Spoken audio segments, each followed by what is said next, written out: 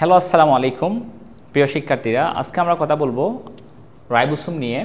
So ribosome আমাদের কোষের ভিতরে যে কোষীয় অঙ্গাণুগুলো আছে তার মধ্যে সবচেয়ে ছোট, কিন্তু গুরুত্বের দিক দিয়ে কিন্তু রাইবোসোমের গুরুত্ব অনেক বেশি। সো আজকে আমরা এই গুরুত্বপূর্ণ কোষীয় অঙ্গাণু রাইবোসোম নিয়ে কথা বলবো। প্রথমত আমি এখানে রাইবোসোমের সংজ্ঞাটা লিখছি। সো এখানে যদি তোমরা সংজ্ঞার দিকে লক্ষ্য করো, রাইবোসোম আসলে কোথায় থাকে এবং ও কী করে, আসলে বিষয়টা তোমাদের কাছে ক্লিয়ার হয়ে যাবে। দেখো, সাইটোপ্লাজমে মুক্ত অবস্থায় বিরাজমান অথবা এন্ডোপ্লাজমিক রেটিকুলাম অর্থাৎ অন্তঃপ্লাজমীয় জালিকার গায়ে অবস্থিত যে দানায় প্রোটিন সংশ্লেষণ ঘটে তাকে আমরা রাইবোসোম বলবো।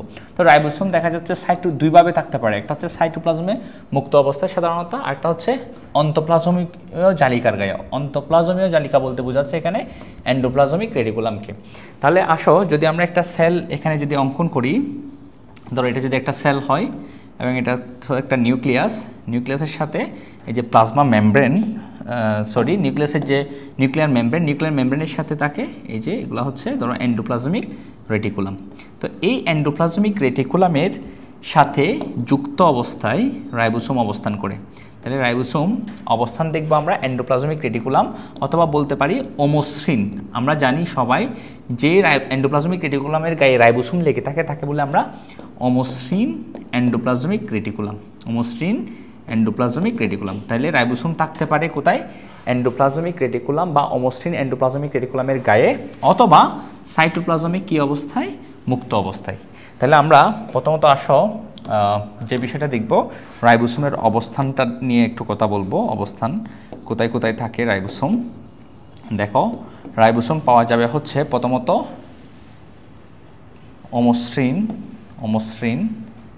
অমসৃণ এন্ডোপ্লাজমিক রেটিকুলামের সাথে যুক্ত অবস্থায় পাবো। এবং এরপর রাইবোসোমকে আমরা পেতে পারি হচ্ছে সাইটোপ্লাজমে মুক্ত অবস্থায় আমরা রাইবোসোমকে দেখতে পাবো। এবং দেখো, রাইবোসোম দেখা যায় আরও কিছু কিছুতে রাইবোসোম দেখা যায় আমাদের মাইটোকন্ড্রিয়ার অভ্যন্তরে, যে আমাদের যে মাইটোকন্ড্রিয়া আছে কোষের অভ্যন্তরে, মাইটোকন্ড্রিয়ার অভ্যন্তরে আমরা রাইবোসোমকে দেখতে পাবো। তাহলে আমরা এটাও বুঝে নিলাম কোথায় মাইটোকন্ড্রিয়াতেও রাইবোসোম থাকে। কোথায় কোথায় রাইবোসোম পাওয়া যায় সেগুলো আমরা একটু দেখি। মাইটোকন্ড্রিয়াতেও কি আছে? রাইবোসোম আছে। এবং আমরা সবাই জানি উদ্ভিদ কোষের মধ্যে গুরুত্বপূর্ণ কোষীয় অঙ্গাণু হচ্ছে ক্লোরোপ্লাস্ট। ধরো এই যে এটা হচ্ছে ক্লোরোপ্লাস্ট। এই ক্লোরোপ্লাস্টের অভ্যন্তরেও আমরা কাকে পাবো? রাইবোসোমকে পাবো। এগুলো ধরো রাইবোসোম। তাহলে রাইবোসোম কোথায় কোথায় থাকে আমরা দেখতে পাচ্ছি, ক্লোরোপ্লাস্টের অভ্যন্তরেও আছে ক্লোরোপ্লাস্ট। তাইলে রাইবোসোম কোথায় কোথায় থাকে এইটা আমরা ক্লিয়ার হলাম। প্রথমত রাইবোসোম সাধারণত থাকে হচ্ছে এন্ডোপ্লাজমিক রেটিকুলামের গায়ে, অমসৃণ এন্ডোপ্লাজমিক রেটিকুলাম, যেটাকে বলছে অন্তঃপ্লাজমীয়। এন্ডো শব্দের অর্থ হচ্ছে অভ্যন্তরে, প্লাজমিয়স, সেজন্য বলা হচ্ছে এন্ডোপ্লাজমিক রেটিকুলাম বা অন্তঃপ্লাজমীয় জালিকার গায়ে থাকতে পারে। একটা হচ্ছে সাইটোপ্লাজমে মুক্ত অবস্থায় থাকতে পারে, আর একটা হচ্ছে মাইটোকন্ড্রিয়ার অভ্যন্তরে থাকে, এবং ক্লোরোপ্লাস্টের অভ্যন্তরেও আমরা রাইবোসোমকে দেখতে পাবো। এছাড়াও দেখো, রাইবোসোম এগুলো হচ্ছে প্রকৃত কোষের কথাই বললাম। রাইবোসোম যে শুধু প্রকৃত কোষের ভিতরে থাকে এরকম না। রাইবোসোম তোমার শুধু যে প্রকৃত কোষের ভিতরে থাকে এরকম না, রাইবোসোম তোমার আদি কোষের ভিতরেও থাকে। ধরো এটা হচ্ছে একটা ব্যাকটেরিয়ার সেল, এটা হচ্ছে তার ডিএনএ ব্যাকটেরিয়ার। তো এই ব্যাকটেরিয়ার ভেতরেও, ব্যাকটেরিয়ার কোষে তথা তোমার আদি কোষের মধ্যেও আমরা কি দেখতে পাবো? আদি কোষের মধ্যেও রাইবোসোম দেখবো। আদি কোষের মধ্যে আমরা কি দেখবো? রাইবোসোম। দেখো, আদি কোষের মধ্যে কোনো কোষীয় অঙ্গাণু থাকে না, শুধুমাত্র রাইবোসোম থাকে। আদি কোষে শুধু রাইবোসোম থাকে, অন্য কোনো কোষীয় অঙ্গাণু থাকে না। তাহলে আমরা একটা বিশেষ কথা মনে রাখবো, এগুলো হচ্ছে এই ব্যাপারগুলো আমরা কার জন্য বললাম? এগুলো হচ্ছে প্রকৃত কোষের জন্য। তো প্রকৃত কোষে তো রাইবোসোম থাকেই, সাথে হচ্ছে তোমার কোথায় থাকে? আদি কোষের মধ্যেও আমাদের রাইবোসোম থাকে। ঠিক আছে? এখন আমাদের এই রাইবোসোমের এত গুরুত্ব কেন? রাইবোসোমের কাজ কি? রাইবোসোমের কাজ হচ্ছে প্রোটিন সংশ্লেষণ করা বা প্রোটিন তৈরি করা। সো মনে রাখবা হচ্ছে প্রোটিন ছাড়া একটা সিঙ্গেল সেলও কিন্তু কোনো কাজ বা চলতে পারে না বলতে পারো। সেজন্য যেহেতু রাইবোসোম সেই গুরুত্বপূর্ণ জিনিস, প্রোটিন সংশ্লেষণ করে, আমরা এখানে দেখলাম সংখ্যার মধ্যে প্রোটিন সংশ্লেষণ করা বা প্রোটিন তৈরি করে, সেজন্য আমরা রাইবোসোমকে বলতে পারি এটা খুবই গুরুত্বপূর্ণ। তাহলে রাইবোসোমের কাজ কি? প্রোটিন তৈরি করা। ঠিক আছে? এই বিষয়টা আমরা একটু মনে রাখবো। ঠিক আছে? এখন দেখো, তাহলে রাইবোসোমের অবস্থানগুলোর বিষয়ে আমরা এখন জেনে নিলাম। আমরা এখন যে ব্যাপারগুলো জানবো সেগুলো হচ্ছে রাইবোসোমের কিছু বিশেষ নাম, ঠিক আছে? কিছু রাইবোসোমের কি নাম? রাইবোসোম এর কিছু বিশেষ নাম, ঠিক আছে? রাইবোসোমকে কি কি নামে ডাকা হয় দেখো, বিশেষ নাম। রাইবোসোমকে বলা হয় প্রোটিন ফ্যাক্টরি। কোষের কি বলা হয়? রাইবোসোমকে বলা হয় কোষের প্রোটিন ফ্যাক্টরি। কেন বলা হয় এগুলো আমরা আলোচনা করব। প্রোটিন ফ্যাক্টরি আর বলা হয় সার্বজনীন কোষীয় অঙ্গাণু। সর্বজনীন কোষীয় অঙ্গাণু। দেখো কোষীয় কি বলা হয়? অঙ্গাণু বলা হয়। এখন দেখো রাইবোসোমকে সার্বজনীন কেন কোষীয় অঙ্গাণু বলা হয়? দেখো রাইবোসোম আমরা দেখতে পাচ্ছি কোথায় কোথায় থাকে। রাইবোসোম তোমার প্রকৃত কোষের মধ্যেও পাওয়া যাচ্ছে এবং রাইবোসোম আদি কোষের মধ্যে পাওয়া যাচ্ছে, উভয় কোষের মধ্যে পাওয়া যাচ্ছে। দেখো আদি কোষে শুধুমাত্র রাইবোসোম থাকে। আদি কোষে তুমি অন্য কোনো কোষীয় অঙ্গাণু যেমন ধরো মাইটোকন্ড্রিয়া, ক্লোরোপ্লাস্ট, তারপর হচ্ছে তুমি বলতে পারো লাইসোজোম, এগুলো কিছুই থাকবে না। আদি কোষে শুধুমাত্র রাইবোসোম থাকবে। যেহেতু এই রাইবোসোম নামক কোষীয় অঙ্গাণুটা আদি কোষের মধ্যেও পাওয়া যাচ্ছে এবং প্রকৃত কোষের ভিতরেও পাওয়া যাচ্ছে, সেজন্য আমরা রাইবোসোমকে বলতে পারি হচ্ছে সর্বজনীন কোষীয় অঙ্গাণু। এই প্রশ্নটা আমাদের আসতে দেখা যায়, এটা আমরা মনে রাখবো। তারপর হচ্ছে প্রোটিন ফ্যাক্টরি কেন বলা হয়? দেখো আমরা জানি ফ্যাক্টরি মানে হচ্ছে যেটা থেকে উৎপাদন হবে কিছু একটা, ঠিক আছে? তাহলে আমরা হচ্ছে প্রোটিন ফ্যাক্টরি বলা হচ্ছে কারণ এখান থেকে কি তৈরি হয়?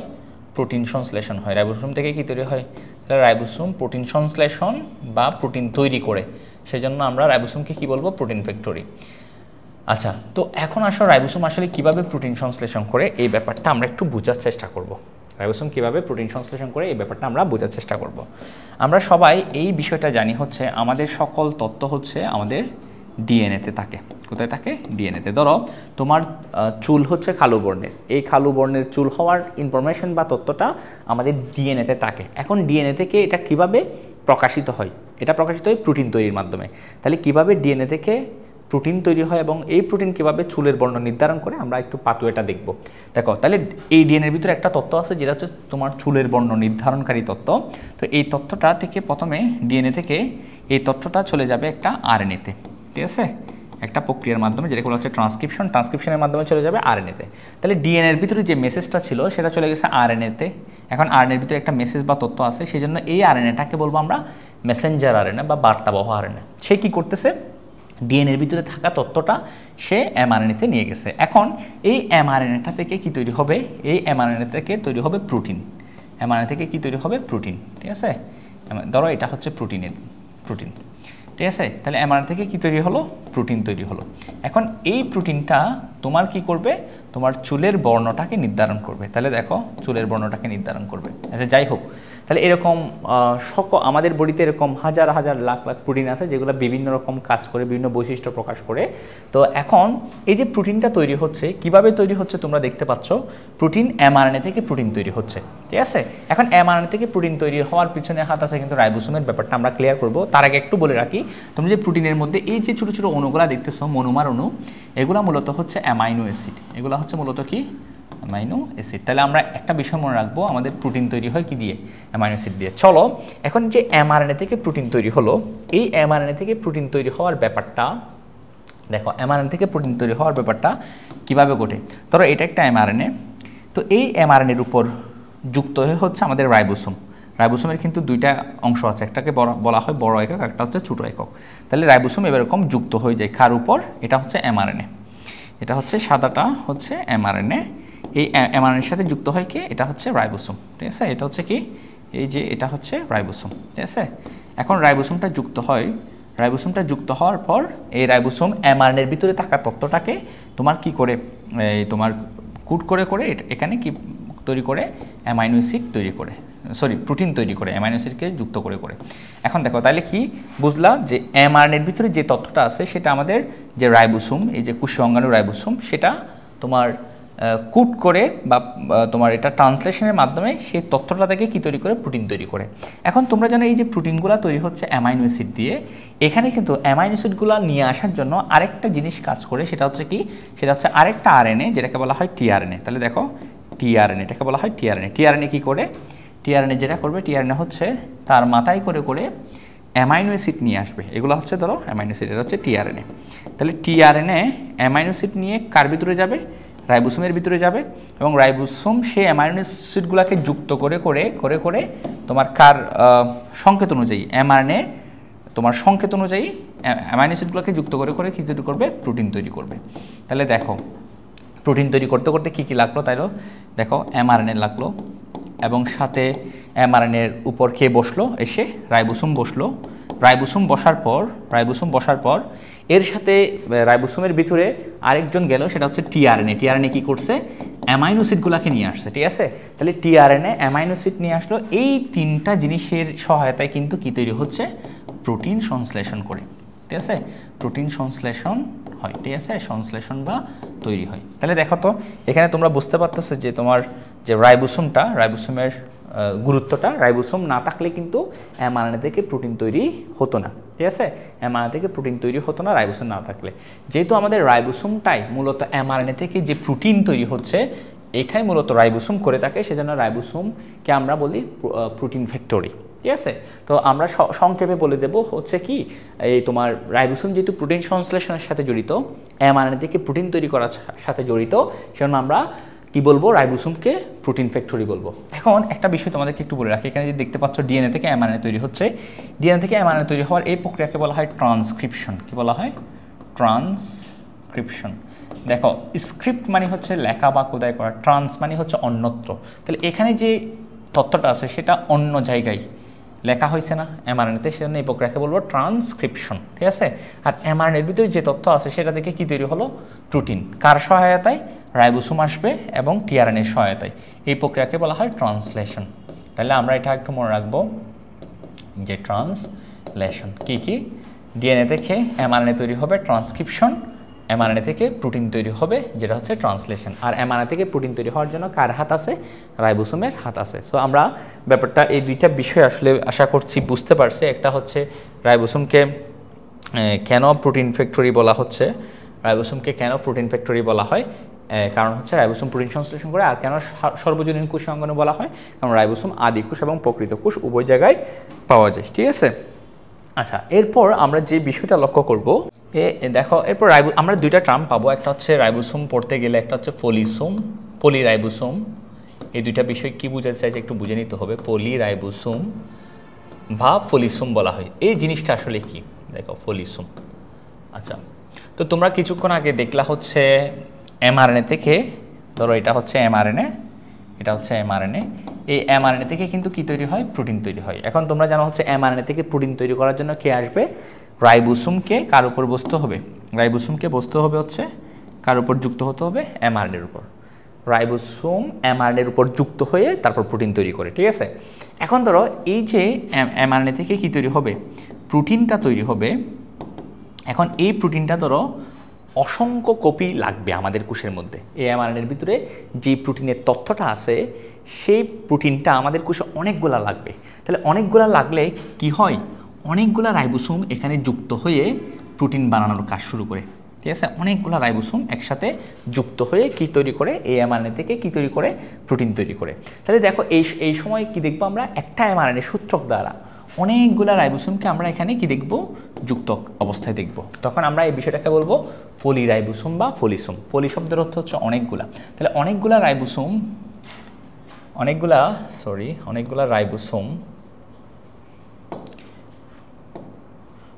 কি হবে? রাইবোসোম যখন কি থাকবে? একসাথে এমআরএনএ দ্বারা যুক্ত থাকবে, তখন সেটাকে আমরা কি বলবো? পলিরাইবোসোম বা পলিসোম। পলি শব্দের অর্থ হচ্ছে অনেকগুলা। আরেকটা বিষয় আসে, সেটা হচ্ছে কি তোমার মনুসোম বলা হয়। দেখো মনু শব্দের অর্থ হচ্ছে তোমরা জানো এক, তো মনুসোম মানে কি? দেখো মনু শব্দের অর্থ হচ্ছে তোমার এক। তা আমরা মনুসোম অর্থ বোঝাচ্ছে হচ্ছে রাইবোসোমে সাইটোপ্লাজমে যখন তোমার কি একক রাইবোসোম, সাইটোপ্লাজমে যখন রাইবোসোম সিঙ্গেল থাকবে, একক অবস্থায় থাকবে, তখন আমরা তাকে বলবো মনুসোম, ঠিক আছে? রাইবোসোম। তাহলে আমরা পলিরাইবোসোম কি বিষয়টা বুঝলাম, কি বলবো এমআরএনএ সূত্রক দ্বারা যুক্ত অসংখ্য রাইবোসোমকে আমরা বলবো পলিরাইবোসোম। মনোসোম হচ্ছে মনোশব্দের হচ্ছে এক, সাইটোপ্লাজমে একক রাইবোসোমকে আমরা কি বলতে পারি মনোসোম বলতে পারি, ঠিক আছে। আচ্ছা, এরপর আমরা দেখব হচ্ছে তোমার রাইবোসোমের আসলে প্রকারভেদগুলো যদি একটু লক্ষ্য করি। আচ্ছা, রাইবোসোমের এরপর আমরা একটু আবিষ্কার নিয়ে যদি কথা বলি, রাইবোসোমের আবিষ্কার ও নামকরণ নিয়ে যদি কথা বলি, রাইবোসোমের কি নিয়ে কথা বলবো আবিষ্কার আবিষ্কার আবিষ্কার ও কি নামকরণ নিয়ে কথা বলবো, ঠিক আছে। রাইবোসোমের আবিষ্কার ও কি নিয়ে কথা বলবো নামকরণ নিয়ে কথা বলবো। দেখো রাইবোসোমের আবিষ্কার বা নামকরণ নিয়ে কথা বললে কয়েকজন বিজ্ঞানীর নাম আসে। একজন হচ্ছে আলবার্ট ক্লট, আরেকজন হচ্ছে তোমার জর্জ প্যালেট, আরেকজন হচ্ছে তোমার কথা আসে হচ্ছে রিচার্ড বি রবার্টস, ঠিক আছে, ঠিক আছে, ওনাদের নাম আসে। তো আসো প্রথমে আলবার্ট ক্লটের কথা যদি বলি, উনি রাইবোসোমকে প্রথম পৃথক করেন, তাহলে উনি পৃথকীকরণ করছে এবং উনি একটা কাজ করছে, উনি রাইবোসোমের নাম দেন, উনি প্রথম একটা নাম দিছে, নাম দেন হচ্ছে মাইক্রোসোম, ঠিক আছে, মাইক্রোসোম। দেখো উনি প্রথম রাইবোসোম যদিও পৃথক করেন, কিন্তু উনি রাইবোসোম সম্পর্কে সম্পূর্ণ ব্যাখ্যা বা ধারণা ব্যাখ্যা করতে পারেন নাই। জর্জ প্যালেট পরবর্তীতে রাইবোসোমকে পৃথক করেন এবং ব্যাখ্যা দেন, সেজন্য রাইবোসোমের আবিষ্কারক বলা হয় কাকে? জর্জ প্যালেটকে আবিষ্কারক। তাহলে যদি কোন আসে রাইবোসোমের আবিষ্কারককে, সেটা হচ্ছে জর্জ প্যালেট। এখন রিচার্ড বি রবার্টস উনি কি করছে? উনি রাইবোসোম নামকরণ করছে। রাইবোসোম নামটা যে আমরা এখন উচ্চারণ করি বা পড়ি, সেটা কে নামকরণ করছে? রাইবোসোম নামকরণ করেন। কে নামকরণ করছে? এটা নামকরণ করছে হচ্ছে ভাইয়া রিচার্ড বি রবার্টস, ঠিক আছে। তাহলে আমরা আবিষ্কার এবং নামকরণগুলো নিয়ে জেনে নেব। তাহলে আলবার্ট ক্লট কি করছে? রাইবোসোম পৃথক করেন এবং নাম দেন হচ্ছে মাইক্রোসোম। জর্জ প্যালেট হচ্ছে রাইবোসোমকে উনি পৃথক করে এটার সম্পর্কে উনি ব্যাখ্যা প্রদান করেন, ওনাকে সেজন্য আবিষ্কারক বলা হয়। রিচার্ড বি রবার্টস হচ্ছে রাইবোসোমের নামকরণ করেন, ঠিক আছে। তো এর পরবর্তী যদি আমরা একটু দেখি রাইবোসোমের প্রকারভেদ, দেখো এর পরবর্তী আমরা লক্ষ্য করবো হচ্ছে রাইবোসোমের কি প্রকারভেদ, ঠিক আছে, প্রকারভেদ, ঠিক আছে, রাইবোসোমের কি প্রকারভেদ। এখন দেখো এই রাইবোসোমের প্রকারভেদ পড়তে গেলে রাইবোসোম সাধারণত দুই প্রকার, একটা হচ্ছে 80S রাইবোসোম, একটা হচ্ছে 70S রাইবোসোম। দেখো এখানে এস জিনিসটাকে এটা আমরা একটু পরে এটা নিয়ে ব্যাখ্যা দেব, তবে আমরা এই জিনিসটাকে একটু বুঝে 70S 80S দুই ধরনের রাইবোসোম আছে, সেটা আগে জেনে নিই। এস কি জিনিস এটা আমরা পরে ব্যাখ্যা করব। দেখো দুই ধরনের রাইবোসোম থাকে, একটা হচ্ছে 80S একটা হচ্ছে 70S। এখন এই 80S যেটা রাইবোসোম আছে তার কিন্তু 80S রাইবোসোমটা আবার দুইটা ছোটো ছোটো একক আছে। 80Sকে ভাঙলে তুমি দুইটা একক পাবা, একটাকে বলবা হচ্ছে 60S, একটাকে বলবা 40S। এটা মনে রাখা খুব সহজ। দেখো এই 80 অর্থাৎ 80 থেকে তুমি যদি 20 কমিয়ে দাও, 20 কমিয়ে দাও, তাহলে হয় 60, 60 থেকে আবার 20 কমাও তাহলে হয় 40, তাহলে 80 থেকে 20 কমাবা 60, 60 থেকে 20 কমাবা 40, তাহলে এই 80S এর আসে 60S এবং 40S দুটা ছোটো ছোটো ইউনিট। ধরো এটা হচ্ছে বড় সাব ইউনিট রাইবোসোমের 60S এটার নাম, তারপর হচ্ছে নিচেরটা হচ্ছে এটা হচ্ছে ছোটো সাব ইউনিট, এটা হচ্ছে 40S। এখন এই দুইটাকে একসাথে আমরা বলবো হচ্ছে 80S, ঠিক আছে। তোমরা বলো ভাইয়া এই দুইটা মিলিয়ে তো 100 হয়, আসলে এটা কেন কোনো যুগের ফাংশন না বা ম্যাথমেটিক্যাল কোনো ফাংশন না, এটা সেন্ট্রিফিউজের সাথে রিলেটেড। সেন্ট্রিফিউজ কি এস কি সেটা আমরা একটু পর বলতেছি, ঠিক আছে, তোমরা জাস্ট এটা মনে রাখো। এখন আসো আরেক ধরনের রাইবোসোম, তাহলে দুই প্রকারের মধ্যে একটা হচ্ছে 80S আর একটা হচ্ছে কি আছে 70S। 70S যে রাইবোসোম আছে তারও দুইটা ছোটো ছোটো সাব ইউনিট আছে, একটা হচ্ছে এখান থেকে 20 কমাও, 20 কমাইলে হয় 50, একটা হচ্ছে 50S, টেকনিকটা দিয়ে মনে রাখবা, আরেকটা হচ্ছে 50 থেকে আবার 20 কমাও, তাহলে হচ্ছে 30S। তাহলে আমরা দেখতে পেলাম কি 70S যেটা তার দুইটা সাব ইউনিট, একটা হচ্ছে 50S, আমরা যদি এখানে ড্র করি, ধরো একটা হচ্ছে 50S, একটা সাব ইউনিটকে বলা হয় কি এস 30S, ঠিক আছে। দুইটা মিলেই হচ্ছে কত? দুইটা মিলে আমরা বলবো 70S, দুইটা মিলে 80 বলবো না, ঠিক আছে। এটা কোনো ম্যাথমেটিক্যাল ফাংশন না, এটা একটা বিষয় আছে সেন্ট্রিফিউজের সাথে রিলেটেড, এটা আমরা বলবো। তাহলে যদি তোমাকে বলা হয় রাইবোসোমের প্রকারভেদ, রাইবোসোম কয় ধরনের হতে পারে, তুমি বলবা হচ্ছে সাধারণত রাইবোসোম দুই ধরনের, একটা হচ্ছে 80S একটা হচ্ছে 70S, এবং তোমার এটিএস এর মধ্যে দুইটা সাব ইউনিট থাকে, উপ একক থাকে 20 কমাও 60s, আবার 20 কমাও 40s। এটিএস থেকে মধ্যে থাকে দুইটা সাব ইউনিট 60 40। 70s এর মধ্যে থাকে দুইটা সাব ইউনিট 20 কমাই দাও 50, 20 কমাও 30, তাহলে 50s এবং 30s দুইটা মিলিয়ে হচ্ছে 70s। এখন কার মধ্যে দেখো, এখন কার ভিতরে যদি এটিএস থাকে কোথায়, এটিএস থাকে কোথায় এবং কোথায় 70s থাকে, যদি আমরা এদিকে একটু লক্ষ্য করি, দেখো প্রথমে শুরুতে আমরা যে এখানে পড়লাম যে রাইবোসোমের মধ্যে যে কোথায় কোথায় কী থাকে, দেখো অমসৃণ এন্ডোপ্লাজমিক রেটিকুলামের গায়ে যে যুক্ত থাকে এগুলো হচ্ছে এটিএস, তারপর হচ্ছে সাইটোপ্লাজমের মধ্যে এটিএস পাবো, মাইটোকন্ড্রিয়ার ভিতরে সাধারণত দেখা যায় 70s রাইবোসোম, ক্লোরোপ্লাস্টও দেখা যায় 70s রাইবোসোম, এবং আদিকোষের মধ্যেও দেখা যায় 70s রাইবোসোম।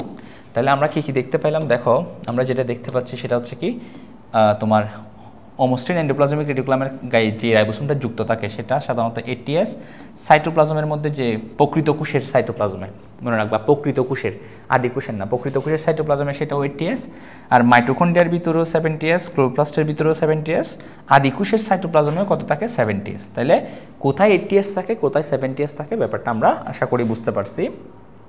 এখন হচ্ছে দেখো আমরা এখন যে বিষয়টা নিয়ে কথা বলবো সেটা হচ্ছে তো রাইবোসোমের যে আমরা দেখতে পাচ্ছি 70s, এখানে দেখতে পাচ্ছি যে 70s এবং 80s, এই যে এস বিষয়টা নিয়ে কি এটা নিয়ে আমরা এখন একটু বিস্তারিত আলোচনা করব, ঠিক আছে।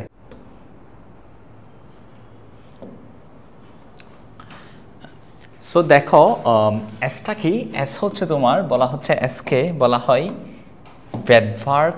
বেদভার্ক ইউনিট। এই বেদভার্কের শুরু হয় এস দিয়ে, বেদভার্ক এই নাম থেকে আসছে এস। যেমন ধরো বলের একক নিউটন, নিউটনের নামের এন থেকে আসছে, নিউটনটা আসছে এন উচ্চারণ করি আমরা, তাই না? তো বেদভার্ক এই নাম থেকে আসছে এস, ঠিক আছে। তো এখন এস হচ্ছে বেদভার্ক ইউনিট বা বেদভার্ক একক বলে এসকে। এখন বেদভার্ক এককটাকে একটু সংজ্ঞাটা পড়ে নিই, না বুঝলেও আমি ব্যাখ্যা করব। দেখো সেন্ট্রিফিউজ যন্ত্রের দ্রুত ঘূর্ণন প্রক্রিয়ায় বিভিন্ন ভর সম্পন্ন বস্তুর অধ্যক্ষেপণ হারকে বেদভার্ক একক বলে। এখন আমাদেরকে প্রথমে বুঝতে হবে সেন্ট্রিফিউজ জিনিসটা কি। এখন সেন্ট্রিফিউজ জিনিসটা বুঝতে হলে দেখো যদি আমরা বলি, ধরো তুমি একটা টেস্ট টিউব নাও, এটা ধরো একটা টেস্ট টিউব।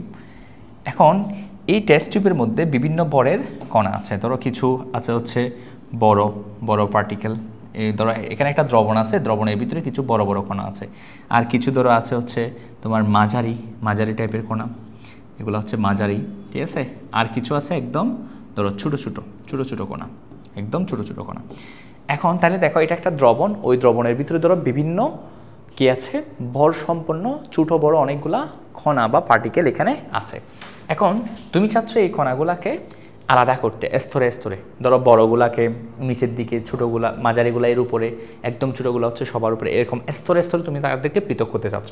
এখন কি করতে হবে, এই টেস্ট টিউবের ভিতরে থাকা দ্রবণটাকে তুমি একটা মেশিনের ভিতর নিয়ে দ্রুত ঘুরাতে হবে, ঠিক আছে। দ্রুত কি করতে হবে, ঘুরাতে হবে। এই যে এখন দ্রবণটাকে তুমি যদি এরকম কোনো একটা মেশিনের ভিতর নিয়ে যে দ্রুত ঘুরাও, কি উদ্দেশ্যে, যেন বিভিন্ন ভর সম্পন্ন বস্তুগুলো পৃথক হয়ে যায়, তখন তুমি তাকে বলবো সেন্ট্রিফিউজ। এখন ঘুরাইলে কিভাবে পৃথক হয় ব্যাপারটা যদি আমরা একটু লক্ষ্য করি, ধরো আমরা যদি একটু দেখি, এই যে এই জিনিসটা যখন তুমি এটাকে ঘুরাবা, ঠিক আছে, এটাকে যখন কি করবা, ঘুরাবা, তখন যে বিষয়টা লক্ষ্য করবা তুমি, এটা যখন ঘুরবে, ঠিক আছে, এটা যখন ঘুরতে থাকবে, তখন কি হবে, এটার উপর এক ধরনের বল কাজ করবে, এটার উপর এক ধরনের কি কাজ করবে, এই কণাগুলার উপর এক ধরনের বল কাজ করবে, ঠিক আছে, এক ধরনের কি কাজ করবে, বল কাজ করবে। ব্যাপারটা আমি একটু বলি তোমাদেরকে। যেমন তুমি যদি একটা সুতার সাথে, ধরো এটা একটা পাথর বা কোনো একটা বস্তু, এটা তুমি একটা সুতার সাথে বেঁধে এভাবে ঘোরাচ্ছ, ঠিক আছে, ধরো ঘোরাচ্ছ, এভাবে ঘুরতেছে, ঠিক আছে। এখন তুমি যদি ওই বস্তুটাকে ঘোরাতে হঠাৎ করে ছেড়ে দাও, তাহলে বস্তুটা দেখবা অনেক দূরে গিয়ে পড়ছে, ঠিক আছে। এখন কারণ কি, জিনিসটা তুমি ছেড়ে দিলে তো এই জায়গায় পড়ার কথা, এটা অনেক দূরে গেলে কোনো, তার মানে বুঝছো, কোনো একটা বস্তু ঘুরলে তাকে কিন্তু বাইরের দিকে একটা বল কাজ করে বাইরের দিকে নিয়ে যাওয়ার জন্য, যেই বলটাকে বলা হয় কেন্দ্র, যে বলটা বাইরের দিকে কাজ করে সেটাকে কেন্দ্র বিমুখী বল বলে। তাহলে কোনো বস্তু ঘুরলে কি কেন্দ্র বিমুখী বল উৎপন্ন হয় বা কাজ করে। যেমন ধরো আমরা যদি সিএনজি বা এরকম গাড়ির কথা বলি, সিএনজি যখন বাঁক নিয়ে দ্রুত, ঠিক আছে, তখন আমরা দেখি আমাদের উপর কোনো বাঁক দিয়ে যখন সজোরে গাড়ি ঘুরে তখন আমাদের উপর এক ধরনের প্রেশার কাজ করে, আমাদেরকে বাইরের দিকে মানে নিক্ষেপ করতে চাই ওই বলটা, ঠিক আছে। তো আমাদেরকে শক্ত করে গাড়ি ধরে রাখতে হয়, নাহলে কিন্তু আমরা বাইরের দিকে ছিটকে পড়বো। তো ব্যাপারটা হচ্ছে অনেকটা এরকম যে কোনো বস্তু ঘুরলে তার উপর একটা কেন্দ্রের বাইরের দিকে একটা বল কাজ করে। সো এখন যখন তুমি এই টেস্ট টিউবটাকে ঘুরাবা, ঠিক আছে, তো এখানে যে পার্টিকেলগুলো আছে এই পার্টিকেলগুলোর উপর এক ধরনের বল কাজ করবে, যেটাকে বলা হচ্ছে কেন্দ্র বিমুখী বল, বলা হয় সেন্ট্রিফিউগাল ফোর্স। কেন্দ্র বিমুখী বলকে কি বলা হয়? Centrifugal force. এখন এই বল কাজ করার ফলে বলগুলা কাজ করবে বড়, যে সমস্ত বড় কণা আছে সেই বড় কণার উপর আগে বলগুলা কাজ করবে, যার কারণে বড় কণাগুলা কি হবে? এই বড় কণাগুলা আগেই তোমার দ্রুত তলায় এসে জমা হবে, ঠিক আছে, দ্রুত তলায় এসে জমা হবে, বড় কণাগুলো দ্রুত তলায় এসে জমা হবে, ঠিক আছে। এরপর এই বলটা তোমার কাজ করবে হচ্ছে এই বলটা কাজ করবে এরপর মাঝারি কণাগুলোর উপর, তারপর মাঝারি কণাগুলো এসে উপরে বসবে, ঠিক আছে। এরপর একদম কম কাজ করবে বলটা হচ্ছে ছোটো কণার উপর, তাহলে ছোটো কণাগুলো এরপর এসে বসবে।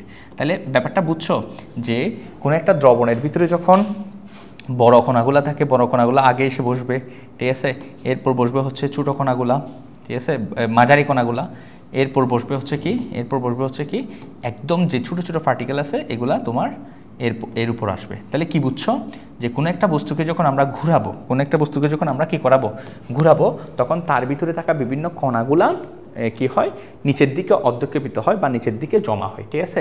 তো জমা হওয়ার হার হচ্ছে যেগুলো বড় কণা, ঠিক আছে, এই বড় কণাগুলো হচ্ছে আগে জমা হবে, আর ছোটো ছোটো কণাগুলা এরপর, আরও ছোটো কণাগুলা এরপর। এখন দেখো এই যে তোমরা দেখতে পাচ্ছ এখানে যে, যদি আমি একটু ব্যাপারগুলো একটু বলি, দেখো এখানে যদি ধরো আমরা যদি এখন চিন্তা করি এই কণাগুলার বদলে আমরা যদি এখানে রাইবোসোমের কথা চিন্তা করি, ধরো এটা টেস্ট টিউব, এখানে হচ্ছে রাইবোসোম। এখন এটা ধরো একটা রাইবোসোম যেটা হচ্ছে 70S রাইবোসোম, আর এটা হচ্ছে আরেকটা রাইবোসোম যেটা হচ্ছে তোমার, এটা ধরো 80S রাইবোসোম, এটা 80S, এটা হচ্ছে ছোটোটা হচ্ছে 70S। এখন তুমি যখন রাইবোসোম 70S বা 80S রাইবোসোমকে নিয়ে ঘুরাবা, ঠিক আছে, দেখা যায় এই যে 70S যে রাইবোসোম, এই 70S রাইবোসোমটা আগেই কি পড়বে, দ্রুত নিচের দিকে তলানি পড়বে 70S হারে, ঠিক আছে। আর কীরকম ব্যাপারটা যদি এরকম একটু বলি তোমাদেরকে, ধরো তোমরা দুই বন্ধু গাড়ি চালাচ্ছ, একজন হচ্ছে 20 কিলোমিটার পার আওয়ারে, আরেকজন হচ্ছে ধরো 50 কিলোমিটার পার আওয়ার বেগে চালাচ্ছ, ঠিক আছে। এখন দেখি আমাকে বলো তো কে আগে পৌঁছাবে গন্তব্যের মধ্যে? যে অবশ্য 50 কিলোমিটার পার আওয়ার বেগে চালাচ্ছে এরকম, সেই আগে পৌঁছাবে। তো এখানে যেই রাইবোসোমটা হচ্ছে 80S, সেই রাইবোসোমটা আগেই কী পড়বে, সেন্ট্রিফিউজ করার সময় আগেই তলানি পড়বে, ঠিক আছে, অধঃক্ষিপ্ত হবে সেজন্য। আর যে হচ্ছে তোমার 70S, সে কি করবে, সেই রাইবোসোমটা কি করবে, সে হচ্ছে এটার পরে কি পড়বে, তলানি পড়বে, ঠিক আছে। তাহলে বুঝো যার এই 70S 80S দ্বারা বোঝাই হচ্ছে আসলে কে কত দ্রুত কি পড়বে, তলানি পড়বে। তাহলে 70S 80S, 70S মানে হচ্ছে তার তলানি পড়ার হার হচ্ছে 80S মানে, আর যে 70S তার তলানি পড়ার হার হচ্ছে কত, 70। তাহলে যে 80S রাইবোসোমটা এটা বড়, যার কারণে সে খুব দ্রুত, তার উপর বলটা বেশি কাজ করবে, দ্রুত তলানি পড়বে। আর যে 70S তার উপর যে বলটা কেন্দ্রবিমুখী বল, ঘোরার সময় যে বল কাজ করবে সেটা একটু কম কাজ করবে, সে পরে আসবে। তাহলে বুঝছো যে 70S 80S দ্বারা আসলে বোঝাই হচ্ছে, তার দ্বারা বোঝাই হচ্ছে তলানি পড়ার হার, কত দ্রুত তলানি পড়বে। এখন তোমরা কিছুক্ষণ আগে দেখতে পাইছো, সেটা হচ্ছে কি, দেখো কিছুক্ষণ আগে আমরা যে বিষয়টা লক্ষ্য করলাম, যে বিষয়টা আমরা এখানে লক্ষ্য করলাম সেটা হচ্ছে এখানে 70S এর তোমার কয়টা সাব ইউনিট আছে, দুইটা, একটা হচ্ছে 50S, একটা হচ্ছে কি 30S। কেন এটাকে 50S বলছে, কারণ যেটা 50S এগুলা কিন্তু এই এককগুলা সাধারণত আলাদা আলাদাভাবে থাকে, যুক্ত হয় কখন, প্রোটিন তৈরির সময়। তো দেখা যায় সেন্ট্রিফিউজ করার সময় এটার তলানি পড়ার হার হচ্ছে আলাদা আলাদাভাবে, এটা আলাদাভাবে তলানি পড়ার হচ্ছে 50, সেজন্য এটাকে বলা হয় 50S, ঠিক আছে। আর যেটা ছোটো একক সেটা তলানি পড়ার হার হচ্ছে কত, 30, সেজন্য তাকে বলা হয় 30S। কিন্তু তুমি যদি এই দুইটাকে একসাথে যুক্ত করে দাও, 50S এবং কত 30S একসাথে যদি তাদেরকে যুক্ত করে দাও, তখন তারা তলানি পড়ে হচ্ছে কত হারে, একসাথে যুক্ত অবস্থায় তারা তলানি পড়ে হচ্ছে 70S হারে, সেজন্য তাকে আমরা যুক্ত অবস্থায় বলবো 70S। এটাও ঠিক সেম, আলাদাভাবে এটা বড় এককটা আলাদাভাবে তলানি পড়ার হার হচ্ছে 60S, আর এটা তলানি পড়বে হচ্ছে 40S হারে, সেন্ট্রিফিউজের সময়। আর যখন দুইটাকে যুক্ত করবা তখন তারা কোন হারে তলানি পড়বে? ATS হারে, ঠিক আছে? যুক্ত অবস্থায় তারা ATS হারে তলানি পড়বে। সেজন্য তাদের এককগুলাকে বড় একককে বলা হয় 60s, কারণ সে 60s হারে তলানি পড়তেছে সেন্টিপিজের সময়। ছোটো একককে বলা হয় 40s, কারণ সে 40s হারে তলানি পড়তেছে। আর যখন যুক্ত অবস্থায় থাকে তখন তলানি পড়ার রেট হচ্ছে 80, সেজন্য তাকে বলা হয় ATS। তাহলে বুঝতে পারছো আসলে তোমার এসটা কি? এসটা হচ্ছে মূলত সেন্ট্রিফিউজের সময় কি হারে, ঠিক আছে, কণাগুলা তলানি পড়তেছে সেই ব্যাপারটা। তাহলে দেখো তো, সেন্ট্রিফিউজ যন্ত্রের দ্রুত ঘূর্ণনের প্রক্রিয়ায়, ঠিক আছে, বিভিন্ন ভরসম্পন্ন বস্তুর অধ্যক্ষেপণ বলতে কি বোঝানো হচ্ছে? নিচে তলানি পড়ার ব্যাপারটাকে, হারকে কি বলা হয়? ব্যাকভার্ক একক বলে। তাহলে আশা করি ব্যাপারটা তোমরা বুঝতে পারছো, ঠিক আছে? তো এখন দেখবো হচ্ছে রাইবোসোমের ভৌত গঠন। রাইবোসোমের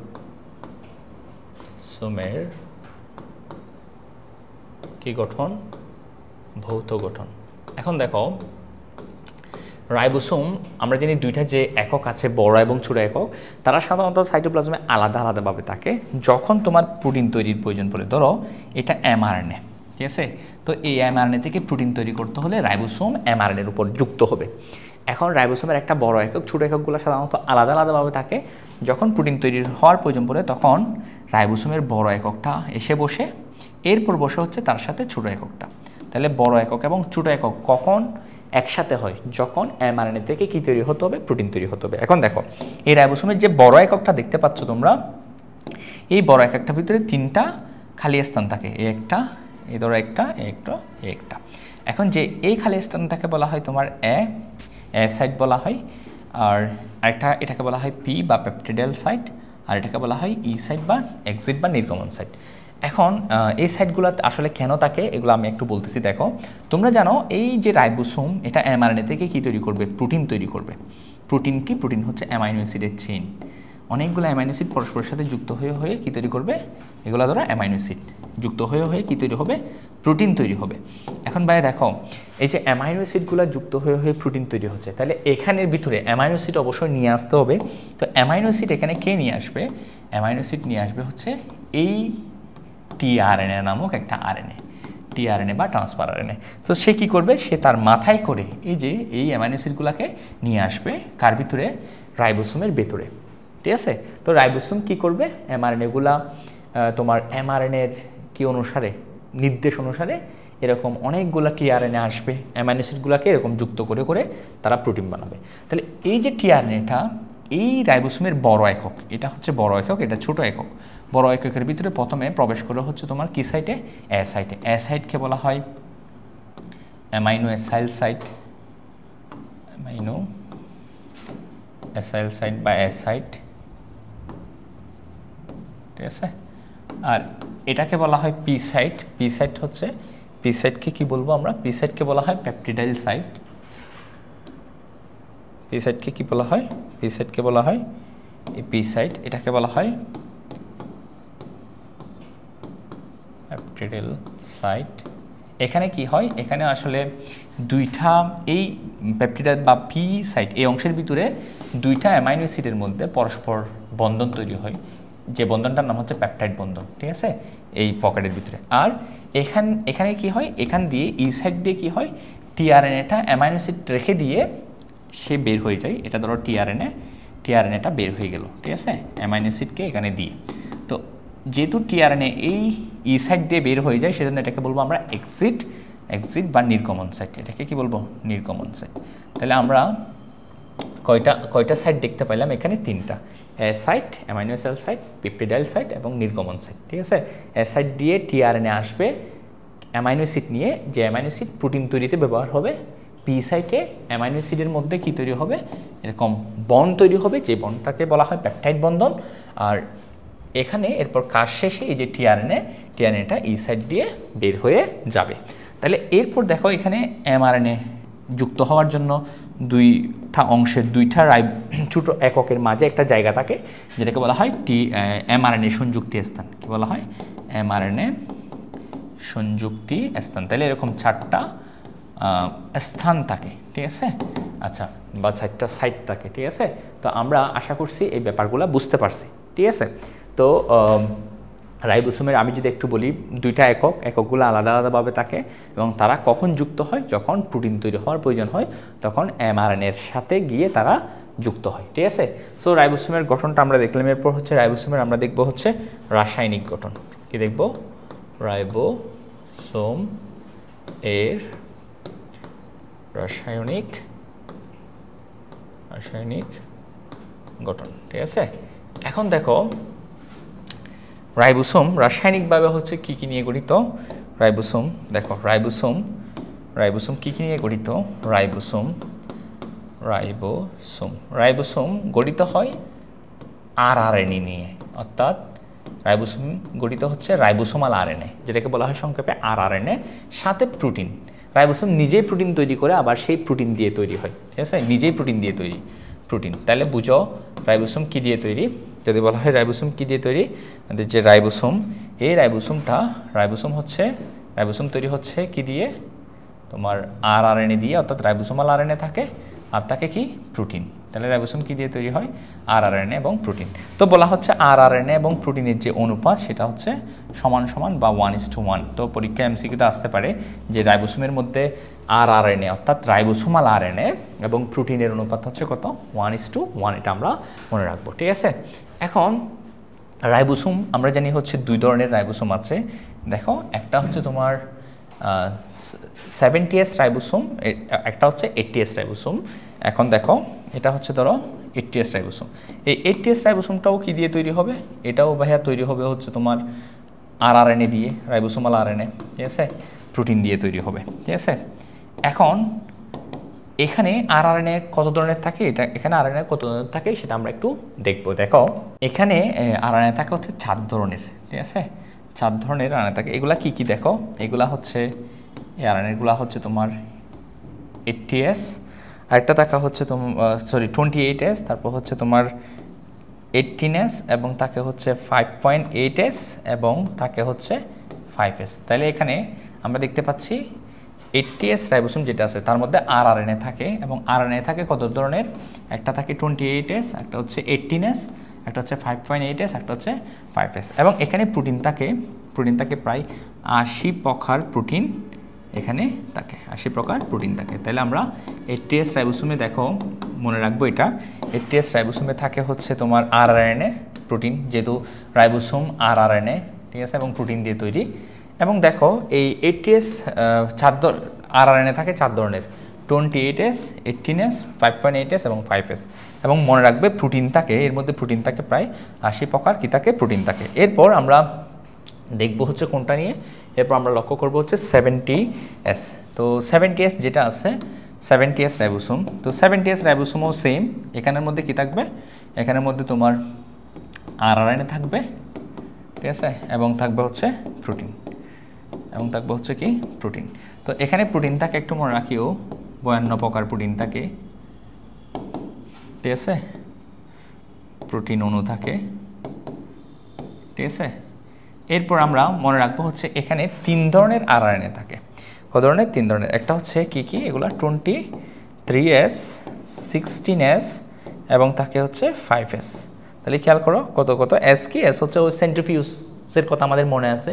সেন্ট্রিফিউজের সময় তাদের যে অধ্যক্ষেপণের যে হার, তলানি পড়ার হার, সেটাই হচ্ছে এস। এখন দেখো এখানে তাহলে কি আছে, একটা হচ্ছে 23S, একটা হচ্ছে 16S, একটা হচ্ছে 5S।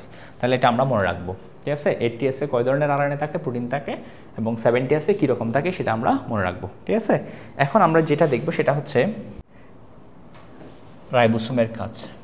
দেখো রাইবোসোম এর কাজ, ঠিক আছে, রাইবোসোমের কাজ। দেখো রাইবোসোমের প্রধান কাজ হচ্ছে প্রোটিন সংশ্লেষণ করা, এটা মনে রাখবা। প্রোটিন কি করা? সংশ্লেষণ করা, প্রোটিন সংশ্লেষণ করা, এটাই হচ্ছে রাইবোসোমের প্রধান কাজ। সেজন্য রাইবোসোমকে প্রোটিন ফ্যাক্টরি বলা হয়। একটা বিষয় মনে রাখতে পারো, সাইটোক্রোম সংশ্লেষণ করে। সাইটোক্রোমও এক ধরনের প্রোটিন মনে রাখবে, যেহেতু এটা প্রোটিন জাতীয় পদার্থ, যেটা হচ্ছে লৌহ গঠিত প্রোটিন, অর্থাৎ এখানে Fe অর্থাৎ আয়রন বা লোহা থাকবে এই সাইটোক্রোমের মধ্যে, লৌহ গঠিত প্রোটিন এটা, ঠিক আছে। সাইটোক্রোম হচ্ছে কি প্রোটিন? লৌহ গঠিত প্রোটিন, যেটা তোমার কি করে তৈরি করে, যেহেতু এটা প্রোটিন এটা হচ্ছে তোমার অবশ্যই কোথায় রাইবোসোমে তৈরি হবে। এবং মনে রাখবে এই সাইটোক্রোমটা কোথায় ব্যবহার হয়, শ্বসনের মাধ্যমে শক্তি উৎপাদনের জন্য শ্বসনে এই সাইটোক্রোমটা ব্যবহার হয়। ঠিক আছে, এরপর আমরা মনে রাখবো, দেখো যে রাইবোসোম কী করে। রাইবোসোম আমরা জানি হচ্ছে প্রোটিন তৈরি করে। ঠিক আছে, এখন এই প্রোটিনকে নষ্ট করার জন্য এক ধরনের এনজাইম থাকে যেটা বলা হচ্ছে প্রোটিওলাইটিক এনজাইম। সো রাইবোসোম কী করে, যে প্রোটিনটা তৈরি হয় সেই প্রোটিনকে তোমার কী করে, প্রোটিনকে প্রোটিওলাইটিক এনজাইমের হাত থেকে রক্ষা করে। প্রোটিওলাইটিক এনজাইম কারা, যে এনজাইমগুলো প্রোটিনকে নষ্ট করতে পারে। তো এই এনজাইমের হাত থেকে কী করে, প্রোটিওলাইটিক এনজাইম থেকে রক্ষা করে। ঠিক আছে, রক্ষা করে। আরেকটা বিষয় খেয়াল করো, আরেকটা বিষয় যদি একটু দেখো আমরা জানি হচ্ছে রাইবোসোম, এটা ধরো এমআরএনএর উপর কিন্তু রাইবোসোম যুক্ত হয় প্রোটিন তৈরির সময়। তো এই এমআরএনএটা হচ্ছে একটা নিউক্লিক অ্যাসিড। ঠিক আছে, একটা কি acid, nucleic acid. DNA, RNA এগুলো হচ্ছে কি, যেহেতু এটা একটা এমআরএনএ, যেহেতু একটা আরএনএ, ডিএনএ আরএনএ এগুলো নিউক্লিক অ্যাসিড। তো এই নিউক্লিক অ্যাসিডটাকে রক্ষা করা বিভিন্ন এনজাইমের হাত থেকে, সেটাও কিন্তু আমাদের রাইবোসোমের কাজ। তাহলে এমআরএনএ যেটা একটা নিউক্লিক অ্যাসিড, এমআরএনএকে ধ্বংস করার জন্য এক ধরনের এনজাইম থাকে যেটাকে বলা হচ্ছে নিউক্লিক অ্যাসিডকে ধ্বংস করার জন্য নিউক্লিয়াস এনজাইম। এই নিউক্লিয়াস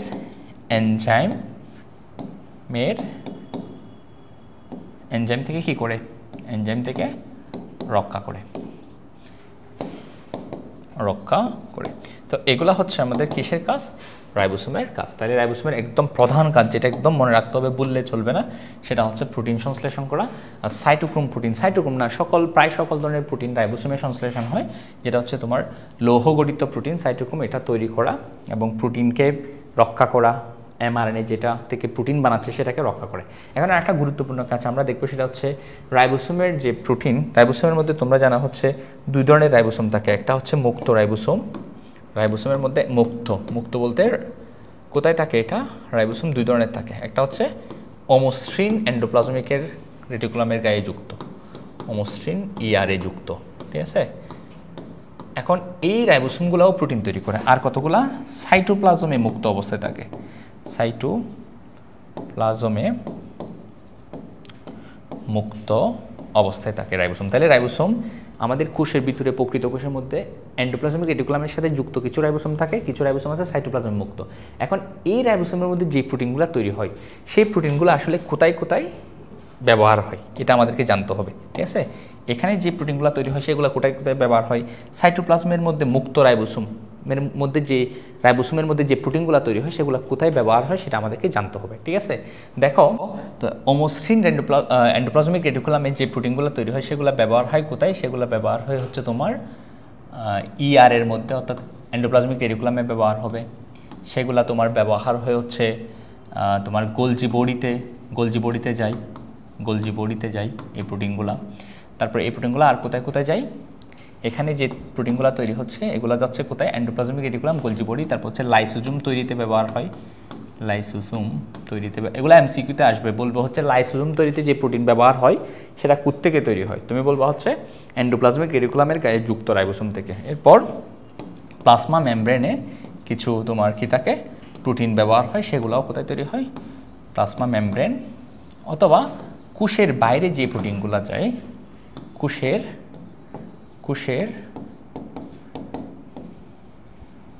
বাহ্যিক তোমার ব্যবহারের প্রোটিনগুলোও কোথায় তৈরি হয়, মানে কোষের বাইরে, ধরো একটা কোষ, এই কোষ থেকে বিভিন্ন এনজাইম বের হচ্ছে, এনজাইমগুলো মূলত হচ্ছে প্রোটিন, বিভিন্ন অ্যান্টিবডি তৈরি হচ্ছে, এগুলো প্রোটিন।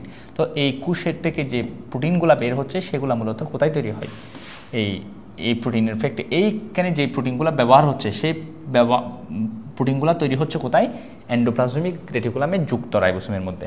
আর সাইটোপ্লাজমের মধ্যে যে মুক্ত রাইবোসোম আছে, এই মুক্ত রাইবোসোমে যেই প্রোটিনগুলো তোমার কি হচ্ছে, তোমার তৈরি হয়, সেগুলো কোথায় কোথায় ব্যবহার হয়, সেগুলো ব্যবহার হচ্ছে সাইটোপ্লাজমে ইউজ হয়, সাইটোপ্লাজমে কাজ করে। তারপরে এগুলা যাই হচ্ছে মাইটোকন্ড্রিয়াতে,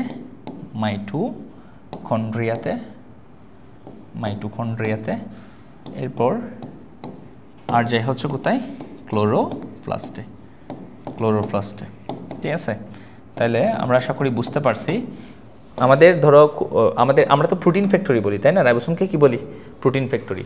তো আমাদের দেখা যায় একটা ফ্যাক্টরিতে যে তোমার কি তৈরি হচ্ছে, আমাদের একটা ফ্যাক্টরি আছে, প্রোটিন ফ্যাক্টরি আছে রাইবোসোমের এন্ডোপ্লাজমিক রেটিকুলামের গায়ে, আরেকটা প্রোটিন ফ্যাক্টরি তথা রাইবোসোম আছে সাইটোপ্লাজমের মুক্ত অবস্থায়।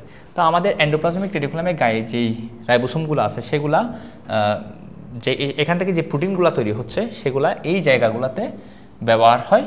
আর আমাদের সাইটোপ্লাজমে যে রাইবোসোমগুলো আছে ওই রাইবোসোমের মধ্যে প্রোটিন তৈরি হয়, ওই প্রোটিনগুলোও ব্যবহার হয় এই জায়গাগুলোতে। এটা আমরা মনে রাখতে পারি শর্টকাটে, এটা মনে রাখবো হচ্ছে সিপিএম দিয়ে, সিএমসি দিয়ে, সিএমসি, ঠিক আছে? সাইটোপ্লাজম, মাইটোকন্ড্রিয়া, ক্লোরোপ্লাস্ট, ঠিক আছে? তাহলে আশা করি বুঝতে পারছি। তো তোমরা যদি একটু ভালোভাবে ব্যাপারগুলো রাইবোসোম টপিকটা পড়ে নাও তাহলে আশা করছি সকল বিষয় ক্লিয়ার হয়ে যাবে ইনশাআল্লাহ। ধন্যবাদ সবাইকে, আসসালামু আলাইকুম।